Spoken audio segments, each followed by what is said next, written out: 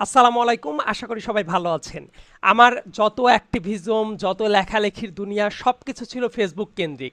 তো সাম্প্রতিক সময়ে আপনারা জানেন যে ২ টা আলোচিত ২ টা ঘটনা, ১ম এ একটা ঋণখেলাপি পরিবারের গাড়িকাণ্ড এবং তারপর মতিউরের ছাগলকাণ্ড। এগুলো রহস্য উন্মোচন করার কারণে যেটা দেখা গেল সাইবার স্পেসে অনেক বেশি আলোড়ন হয়ে গেল এবং ফলশ্রুতিতে আমার উপরে সাইবার অ্যাটাকের পরিমাণও কিন্তু বেড়ে গেল। ফেসবুকের যে আইডিটা আছে মানে বিগত ৭ দিনে ৪ বার করে সাসপেন্ডেড হয়ে যাচ্ছে কোনো কারণ ছাড়া। একবার করে আপিল করে ব্যাক করা হয়, কিছুক্ষণের ভেতরেই বা একদিনের ভেতরেই আবার সাসপেন্ডেড হয়ে যায়। সো ক্রমাগত এই ধরনের সাইবার আক্রমণে আমি বিপর্যস্ত এবং আমি রীতিমতো বিরক্ত। এই জন্য মনে হলো যে একটা বিকল্প একটা প্ল্যাটফর্ম কথা বলার জন্য সেটা অবশ্যই দরকার এবং আমার কাছে মনে হলো যে ইউটিউবের যে ভালো আর কোনোটা সেটা হতে পারে না। এই যে বাক স্বাধীনতা আহ, আটকে দেওয়ার চেষ্টা করা হচ্ছে বারবার করে, যে আমার কণ্ঠস্বর রোধ করার চেষ্টা করা হচ্ছে, যেহেতু সত্য কথা বলছি, মানুষের হকের জন্য লড়ছি, মানুষের ন্যায্যতার জন্য কথা বলছি, দুর্নীতিবাজদের বিরুদ্ধে কথা বলছি, এই ব্যাপারটা হয়তোবা অনেকের জন্য ত্রাসের কারণ হয়ে পড়েছে, অনেকের জন্য ভীতির কারণ হয়ে পড়েছে। এজন্য বারবার করে সাইবার স্পেসে আমার কণ্ঠটাকে রোধ করে দেওয়ার চেষ্টা করা হচ্ছে। তো এখন থেকে আমার যা ভিডিও আছে সব আমি ইউটিউবে শিফট করব এবং মাঝে মাঝে যখন কথা বলবো সেগুলো অবশ্যই ইউটিউবেই আপলোড করার চেষ্টা করব। তো আপনারা যারা আছেন আমার কণ্ঠস্বরকে আপনাদের কাছ থেকে দূরে সরিয়ে রাখার চেষ্টা করা হচ্ছে।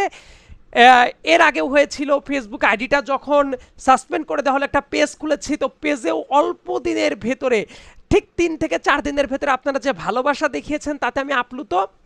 আশা করি ইউটিউবেও আমাকে সেই সমর্থনটা দিয়ে আপনাদের সেই ভালোবাসাটা জারি রাখবেন। আমি বলছি না যে প্লিজ আমাকে সাবস্ক্রাইব করেন, প্লিজ আমাকে মানে সাবস্ক্রাইব করে আমার পাশে থাকেন। আমি আসলে এই জাতীয় কথা বলতে খুব একটা পছন্দ করি না।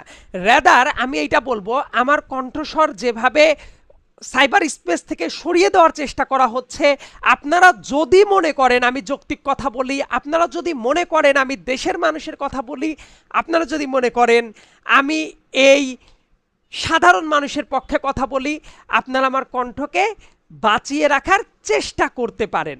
আমি ইউটিউবে এখন থেকে অ্যাক্টিভ হব এবং ইউটিউবের জন্য আপনাদের যে সমর্থন আমি জানি সেটা আপনারা অবশ্যই জারি রাখবেন। আপনাদের ভালোবাসাটাই দিন শেষে আমার সম্বল এবং আপনাদের ভালোবাসে আমাকে উদ্বুদ্ধ করে আমার কণ্ঠস্বরকে জারি রাখতে। আর যারা মনে করছে যে এইভাবে আমার কণ্ঠস্বর রোধ করা যাবে, আমাকে থামিয়ে দেওয়া যাবে, আমি বরাবরই বলি এইভাবে আমার কণ্ঠস্বর থামিয়ে দেওয়া যাবে না, বরং ন্যায়ের পক্ষে, হকের পথে, ন্যায্যতার পক্ষে, দেশের মানুষের অধিকারের পক্ষে আমার কণ্ঠস্বর আমি সবসময় জারি রাখবো। এ আমার পবিত্র প্রতিজ্ঞা।